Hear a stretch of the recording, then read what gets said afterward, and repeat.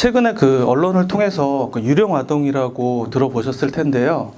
그 아동 이제 출생을 했는데 아동 그 출생 신고가 안 된 채 그 유령 아동으로 지내다 뭐 살해되거나 유기되거나 굉장히 이제 충격적인 사건들을 언론을 통해서 접했었을 겁니다. 그래서 이런 출생 통보제는 그런 이제 사건들을 좀 방지를 하고 그런 이제 그 아동의 살해나 유기, 방임 이런 걸 방지하고자 하는 제도로 이해하시면 될 것 같고요. 그 제도 시행과 관련해서 이제 우려내서 이제 처리하거나 해결해야 될 어떤 과제가 있는지를 이제 들여다보는 시간을 갖도록 하겠습니다. 그 2019년도에 그 투명인간 하은이라는 사건이 발생합니다.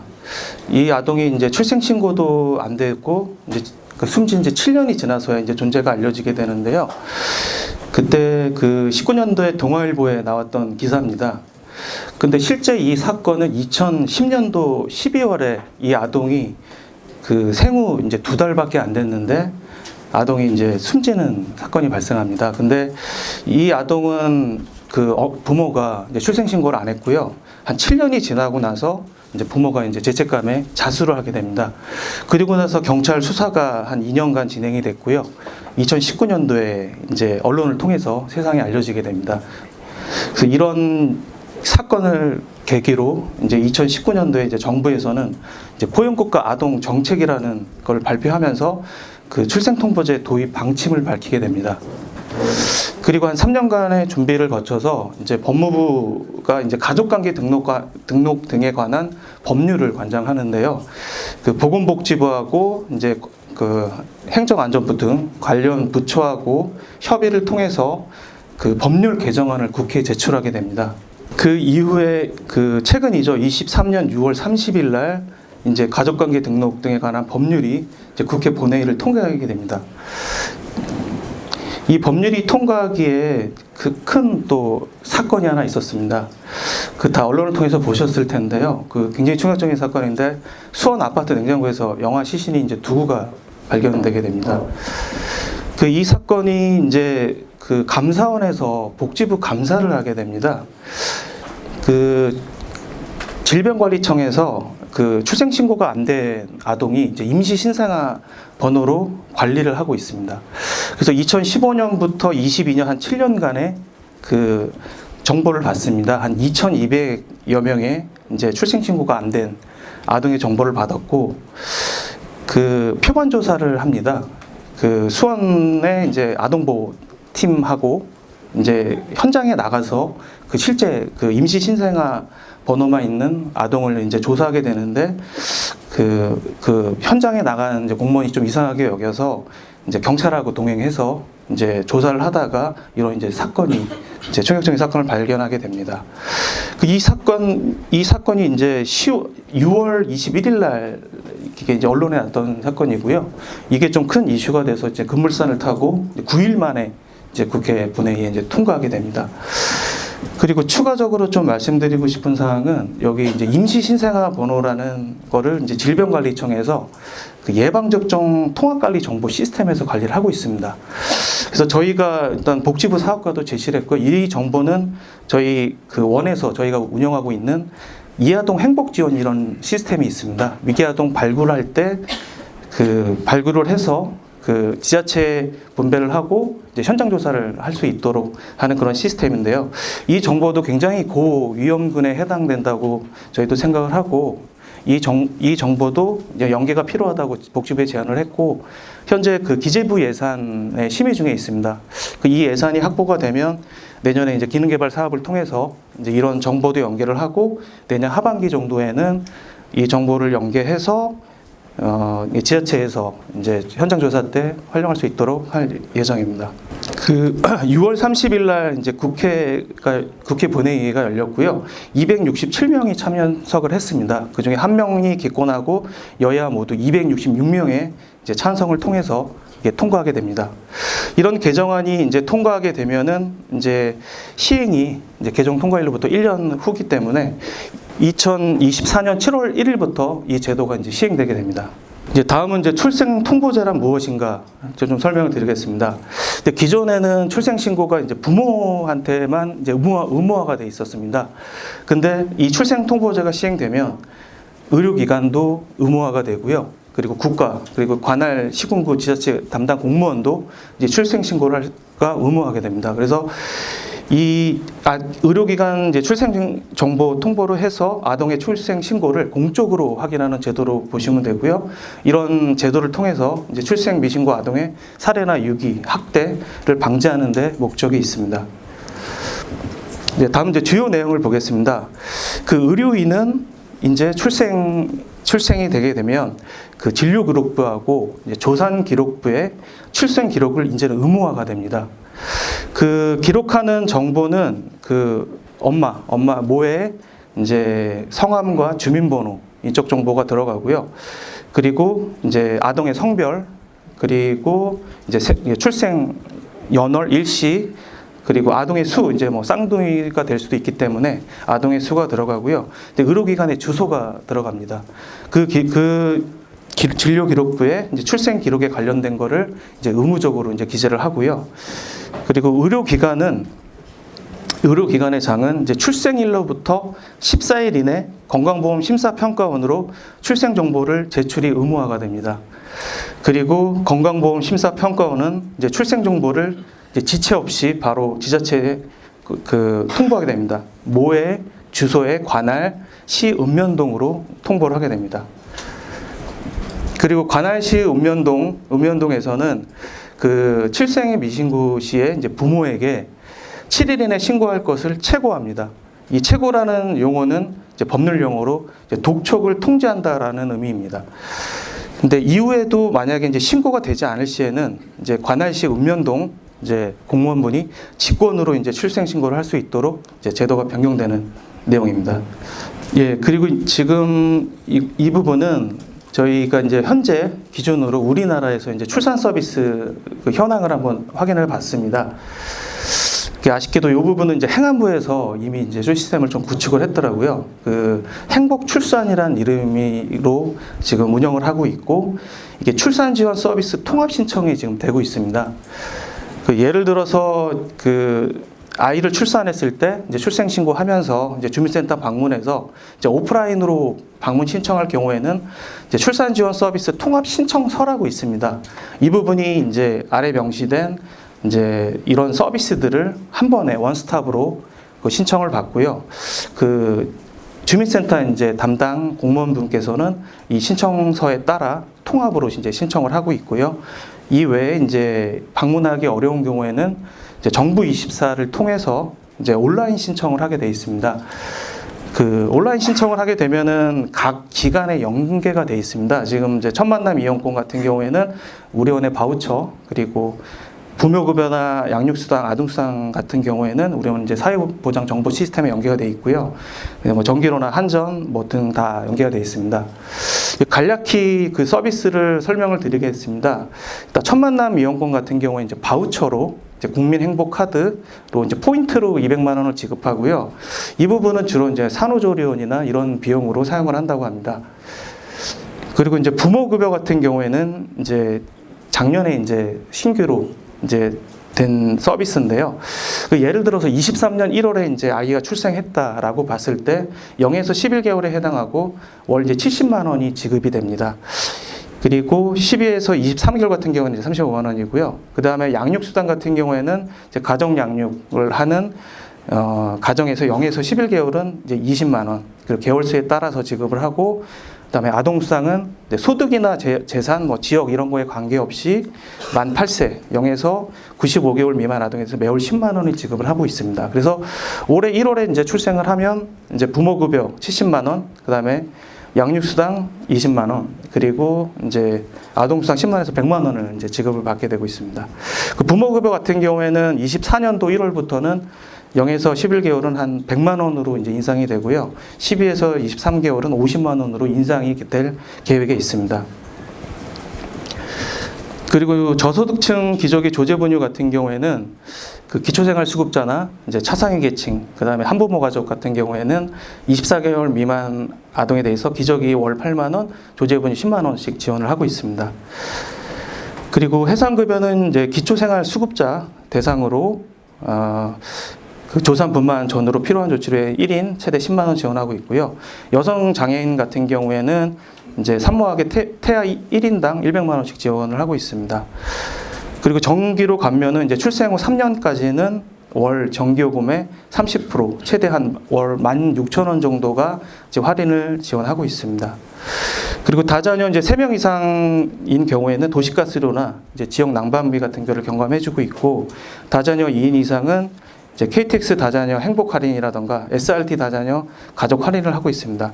현재는 이런 서비스들이 이제 원스톱으로 통합 신청을 통해서 지금 처리가 되고 있습니다. 방문 신청, 뭐 정부 입사를 통해서 이제 온라인도 가능하게 되고 있고요. 기타로 이제 그 외에 이제 건강보험 임신 출산 진료비 지원 사업이 있습니다. 그 산전 진찰 불만 등 임신 출산에 관련된 진료비를 등의 이제 본인부담 결제를 임신 1회당 100만 원씩 지원을 하고 있고요. 그리고 청소년 산모 임신 출산비 의료 지원 같은 경우에는 이제 만 19세 이하의 청소년 산모하고 2세 미만 영유아의 모든 의료비를 1회당 120만 원씩 지원하고 있습니다. 그리고 이제 산모 신생아 건강관리 지원 사업이 있는데요. 이건 기준 중위소득 150% 이하인 출산 가정에 그리고 다자녀 출산 가정에 이제 건강관리사를 가정에 파견하는 서비스 지원입니다. 지금까지 이제 출산 통보제에 대해서 이제 간략히 추진 배경과 그리고 이제 제도에 대한 설명, 그리고 우리나라 이제 출산 서비스에 대해서 설명드렸고요. 다음 이제 토론으로 넘어가겠습니다. 저희 이번에 패널로 지금 두 분을 초청을 드렸고요. 먼저 그 데이터 품질배 김종성 부장님 이제 패널로 모셨습니다. 그리고 연구센터의 이제 한은희 부연구위원님 패널로 모셨습니다. 먼저 이제 제가 토론할 주제를 같이 패널분하고 지금 할 부분은 하나는 이제 정보 시스템 쪽입니다. 정보 시스템이 출산 통보제 관련해서 좀 부재가 되지 않나 싶은 생각이 들고요. 이런 이제 데이터도 발생을 할 건데요. 그런 데이터를 어떻게 좀 활용할 수 있을지라는 주제 하나고요. 그리고 이 출산 통보제 같은 경우에는 이제 미신고되면은 문제가 발생합니다. 그러니까 예를 들어서 이제 가정에서 출산하게 되면 의료기관을 안 가기 때문에 사각지대가 발생할 거로 보고 있고, 이런 미신고에 대해서 어떤 우리가 이제 개선안이 있을지 그런 부분을 좀 논의해 보도록 하겠습니다. 먼저 정보 시스템 부분을 이제 김종석 부장님 의견을 들어보도록 하겠습니다. 이제 이아동의 사례 관리까지 이제 이어지는 이제 절차적인 면에서 이 정보 시스템의 구축하고 다루는 범위에서 저희 정보원이 가장 최적의 정보를 가지고 있고 구축할 수 있는 여건을 갖추고 있을 거라고 좀 생각이 됩니다.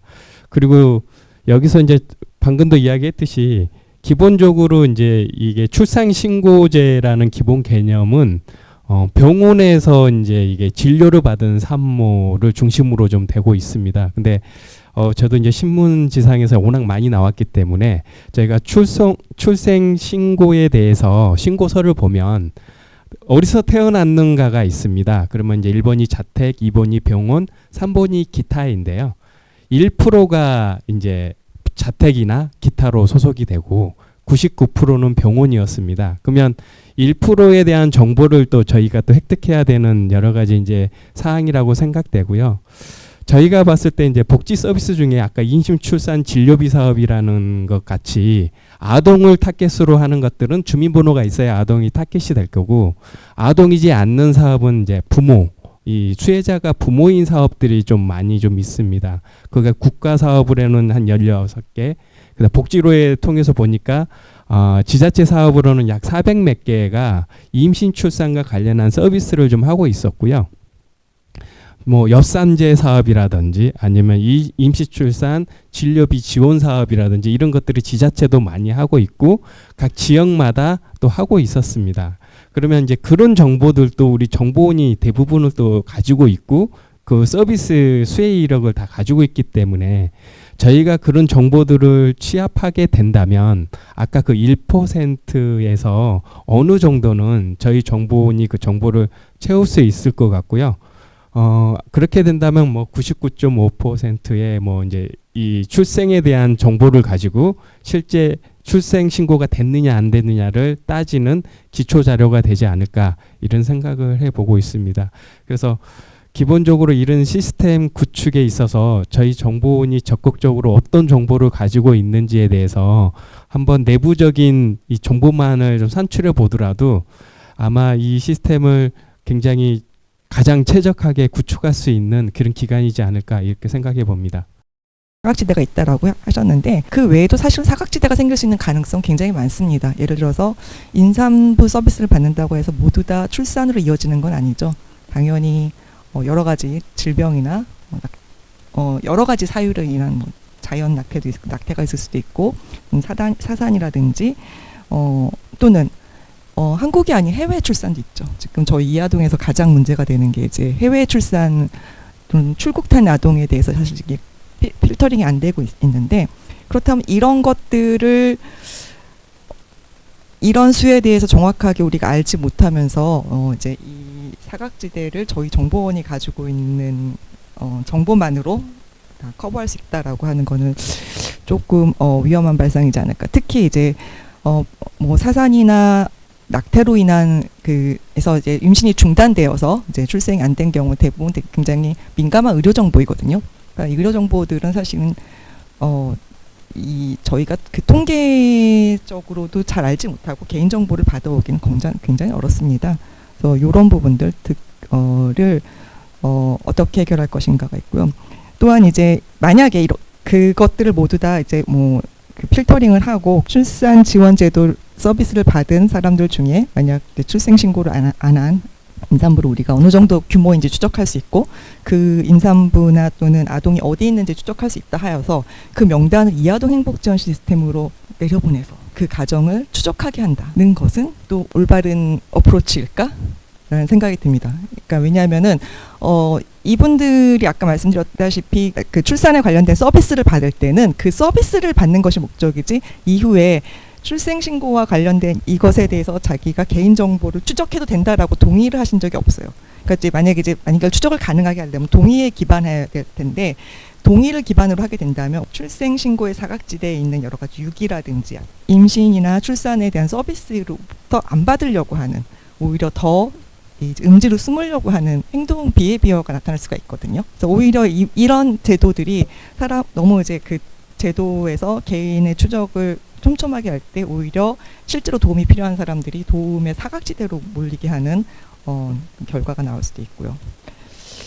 또 아까 말씀드렸다시피 이아동 행복 지원 시스템은 지금 두 가지 목적을 지금 가지고 사용이 되고 있어요. 하나는 잘 아시다시피 이제 위기가구 발굴, 그 위기에는 굉장히 또 큰 부분이 차지하는 게 학대 위기죠. 그래서 일반적으로 공무원 선생님들이 이아동 행복 지원 시스템을 통해서 발굴된 아동을 가정 방문하기 어려운 게 이게 아동 학대 위기가구라는 그 이미 인식을 가지고 방문을 하기 때문에 방문을 받는 사람도 굉장히 거부감을 갖고 방문을 하시는 선생님들도 굉장히 마음에 부담이 있어요. 그리고 또 하나 이아동 행복 지원 시스템으로 지금 저희 그 국가가 하고 있는 사업 중에 하나 뭐냐면 이아동 행복 지원 시스템을 통해서 위기 아동은 아니지만 국가가 도움을 주어야 되는데 혹시 그 도움을 받지 않고 있는 아동, 그러니까 굉장히 포괄적이죠. 예를 들어서 지금 3세 전수조사. 그러니까 3세 양육가정 전수조사는 이제 어떤 위기 정보가 있어서가 아니라 국가가 그 양육가정에 대해서는 한 번씩 방문을 해서 어떤 도움이 필요한지 알아보겠다라는 것을 하기 위해서 이제 4분기에 전수조사를 하고 있는데 공무원 선생님들 말을 들어보면 오히려 3세 전수조사를 나가기는 굉장히 많이 편하시다고 그래요. 그럴 땐 굳이 이아동 행복지원 시스템이라고 말씀을 안 하신대요. 왜냐하면 방문받는 선생님들도 3세 전수조사는 그냥 3세가 되면 국가에서 한 번씩 이렇게 도움이 필요한지 지자체에서 공무원이 방문한다라고 인식을 하고 있는데 국민들이 그렇게 또 홍보를 하고 있고 이아동 행복지원 시스템에서 갑니다라고 그러면 내가 내 아이를 혹시라도 학대를 해서 방문하는 게 아닐까라는 거부 반응이 들어서 오히려 문도 열어주지 않는다고 하죠. 그렇다면은 우리가 지금 이게 출생 신고가 안 된 아동은 아동과 산모의 여러 가지 당연히 받아야 되는 복지의 권리의 사각지대에 놓일 수밖에 없기 때문에 사실은 굉장히 권리 구제적 차원에서 접근을 해야 되는 거거든요. 그렇다면은 이 출생 신고가 안 됐다라는 건 주민등록번호가 이제 부여가 안 된다는 건데 이것을 이아동 행복 지원 시스템에서 해야 될까? 이게 공무원의 역할일까? 또는 저는 이렇게 생각이 드는 거죠. 이게 공무원의 역할일까? 복지공무원의 역할일까? 왜냐하면 이제 주민등록을 관리하는 건 행안부의 주민과 소속이거든요. 읍면동에 가도 주민과가 따로 있고 이제 사회복지공무원들이 따로 있는데 그렇다면 이것을 저희가 시스템적으로 관리를 하고 추적을 한다 할지라도 이것이 꼭 이아동 행복지원 시스템을 통해서 관리가 되어야 되는 것인지라는 또 의문이 들 수 있을 것 같습니다. 그리고 이제 또 하나 마지막으로 이제 말씀드리고 싶은 건 이제 연구자 입장에서 저희가 이제 그 정보 시스템을 활용해서 이렇게 많은 위기에 처한 사람들을 뭐 추적을 하고 발굴을 하고 찾아가고 그래서 뭐 학대를 신고를 하거나 도움을 주기도 하는데 그 이전에 가장 이제 그 정책 우리 고독사도 그렇지만 이제 정책에서 가장 그 기본이 되는 기초 통계가 지금 없다라는 걸 가장 큰 문제로 삼고 있거든요. 수원 사건 나기 이전부터 계속 그 아동 복지 쪽에서 얘기하는 게 아동이 이제 뭐 베이비박스에 버려지고 유기 아동들이 이제 존재를 하는데 이 유기 아동에 대한 그 정확한 통계가 없어요. 그러니까 그 아동을 이제 발굴하고 이 저희가 찾아서 지원을 하는 것도 중요하지만 기본적으로 정책을 의 중요성이나 이제 어떤 정책이 필요한지를 판단하기 위해서는 기본 통계가 쯤이 돼야 되는데 정보원에서 이제 해야 되는 일 중에 하나는 이제 그런 기본 통계들을 만드는 것이라고 생각합니다. 이거는 오히려 개인 정보를 침해하지 않으면서도 정책 지원을 할 수 있는 굉장히 중요한 수단이라고 생각을 들어서 그러니까 다양한 방식으로 아까 김종석 부장이 말씀하실 때 우리 원이 가지고 있는 굉장히 다양한 그 시스템을 통해서 정보들을 결합하고 또 이렇게 가공을 통해서 이런 기초 통계들을 좀 더 확실히 만드는 것들을 좀 더 해야 되지 않을까 좀 이런 생각이 들어서 말씀드렸습니다. 지금 알려지기로 이렇게 유령 아동들 출생 등록이 되지 않은 아동들을 중심으로 보도가 되다 보니까 학대나 방임을 예방하기 위한 목적으로 시행되는 제도이다라고 이렇게 알려져 있는데 사실은 출생 통보제라는 것은 아동의 출생 등록의 권리를 구현하기 위한, 그러니까 그것을 보장하기 위한 제도이기 때문에 자칫하면 이게 출산 등록을 하지 않은 부모들은 방임이나 학대의 가해자다라고 인식될 확률이 높아요. 그래서 이것은 처음 제도 설계부터 그렇게 된 것이 아니다. 그러니까 물론 그 중요한 목적도 있지만 더 근본적인 그 목적은 아동의 출생 등록의 권리를 지켜주기 위함이다라는 것이 조금 더 사회적으로 홍보가 되어야만 이것에 대한 부적응이나 아니면 거부감이 좀 적어질 것이라고 처음 생각을 해서 이것부터 말씀을 드리고요. 두 번째는 이제 지금 한은희 박사님께서는 이제 이럼에도 불구하고 출산 등록이 되지 않은 아동들에 대한 어떤 접근 방법에 대해서 의견을 주셨다면 저는 이미 이제 출생 등록이 된 아이들에 대해서 우리가 그럼 어떻게 이 정보를 활용할 수 있을까를 고민했을 때 생각해 보면 행안부에 이 아이들의 정보들이 등록이 될 것이고 그 다음에 처음 부모급여를 줄 때나 아니면 아동수당을 지급할 때 처음으로 우리 원에서 관리를 하게 될 것이지 않을까라는 생각을 처음 해보았습니다. 그래서 그때에 아동들이 그러한 그 출산 등록이 되지 않아서 건강검진이나 아니면 수당이나 아니면 교육이나 여러 가지 또 다른 발달 단계에서의 권리들을 보장받지 못하는 것을 이 출산 통보제가 좀 더 보완이 되지 않을까라고 생각이 들어서 그런 접근으로 우리 원의 시스템을 정비해 나가면 어떨까 생각을 했고요. 두 번째로는 또 한 가지 이게 지금 출산 통보제와 함께 지금 도입이 되려고 하는 것이 보호출산제예요. 그러니까 출산 등록을 통보를 하지 못하고 병원이나 아닌 곳에서 그러니까 본인의 신분이 드러나는 것을 두려워하는 산모들이 몰래 출산하는 것을 방지하고자 이제 보호출산제도 같이 도입이 됩니다. 이게 도입이 되면, 그러니까 도입이 될 확률이 이제 꽤 높은데 이게 도입이 되면 아동 정보와 익명으로 이제 한 산모의 정보가 따로따로 아마 보관이 될 것이고 아동이 성인이 될 쯤에는 이제 그것을 열람하겠다라고 하겠죠. 근데 제가 생각했을 때 이때 보호출산제의 그를 통해서 등록된 아동들은 대부분 취약한 아동일 거예요. 입양이 됐다거나 아니면 가정의 보호 기관에 거주를 하거나 그러면 어쨌든 우리 원에 있는 데이터에는 다 포함이 될 확률이 굉장히 높거든요. 그랬을 때 나중에 이 아이들이 자기의 부모를 알고 싶다 했을 때 이것을 우리 원의 정보와 행안부에 있는 정보를 어떻게 매칭할지 놓쳐지지 않을까라는 생각이 들어서 가깝게는 15년 아니면 한 20년까지의 거리를 두고서 그 정도의 시간적인 어떤 고려를 하고 우리 원 시스템의 설계나 아니면은 데이터 관리를 계획해야 되지 않을까라는 생각이 들었습니다. 일단 우선 내부 정보에 대해서 저희가 정보를 어떻게 결합하고 활용할지 좀 고민하는 게 필요할 것 같습니다. 그 외에 이제 아까 의견 주신 행안부의 이제 주민 자료라던가 이런 것도 우리원 자료하고 어떻게 좀 같이 활용할 수 있는 방안을 좀 모색이 필요할 것 같습니다. 그리고 이런 이제 출산 통보제가 시행이 되지만 이런 이제 가정출산 사각지대라던가 이런 이제 문제가 있을 수 있는데요. 이런 부분은 이제 다른 아까 말씀 주신 임신 출산 이제 진료비라던가 이제 임신 중에 정보를 어떻게 받을 수 있는지 그런 부분 이제 아까 개인 정보에 대한 문제도 있지만 그런 것들도 검토해서 이런 이제 사각지대를 보완해 나갈 수 있도록 이제 검토가 필요할 것 같습니다. 예, 그럼 이상으로 좀 마치도록 하겠습니다. 예.